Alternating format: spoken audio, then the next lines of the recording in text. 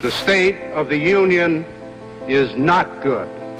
America is a divided country, and the political schism is pretty obvious every year at the State of the Union. A single immigrant can bring in virtually unlimited numbers of distant relatives. So, how did the annual address become such a partisan spectacle? Mr. Speaker, the President of the United States. State of the Union addresses are really more of a tradition than a requirement. The Constitution mandates that presidents provide Congress with information about the country from time to time. Report on the State of the Union. For over 100 years, presidents sent letters to the legislative branch. But then, in 1913, President Woodrow Wilson stood before a joint session of Congress, reviving a tradition not seen since President John Adams in 1800. 34 years later, President Truman became the first president to broadcast his speech on television, and President Johnson became the first to do so during primetime, laying the groundwork for a new kind of State of the Union. From CBS News headquarters in New York. From NBC News. CBS special coverage of the President's annual State of the Union address. Television helped turn the State of the Union into the display of pomp and circumstance recognizable today. Take the clapping.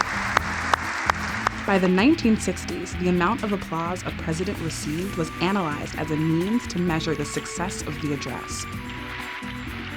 A master of public perception, President Reagan actually gave instructions to his party members on when to stand and clap during his address. When Democrats found this out, they added their own applause breaks the following year to Reagan's own shock and amusement. We who are in government must take the lead in restoring the economy. And here all that time I thought you were reading the paper. And thus began dueling standing ovations. President Clinton's 2000 address wins for the most applause breaks, 128 to be exact. And President Trump's 2018 address wins for the most time a president clapped for himself.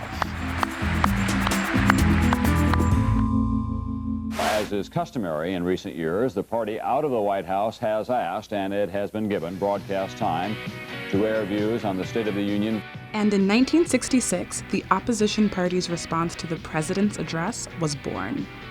We have just heard the President of the United States address our nation. And by the way, Mr. President, happy birthday tonight.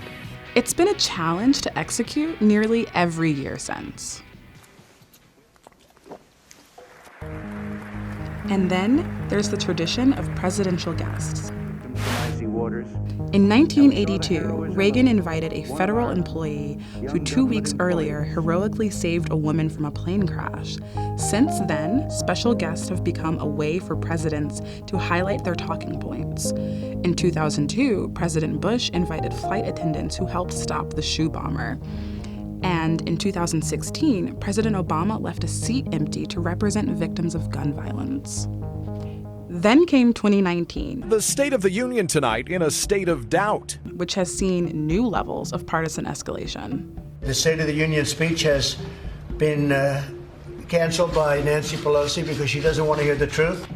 The Speaker of the House rescinded the president's invitation to address the chamber for the first time ever. Let's work together on a mutually agreeable date when we can welcome you to the Capitol together with a State of the Union address. The State of the Union had been delayed before, but never as a negotiation tactic.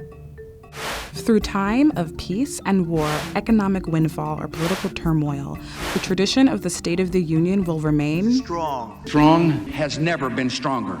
A partisan spectacle.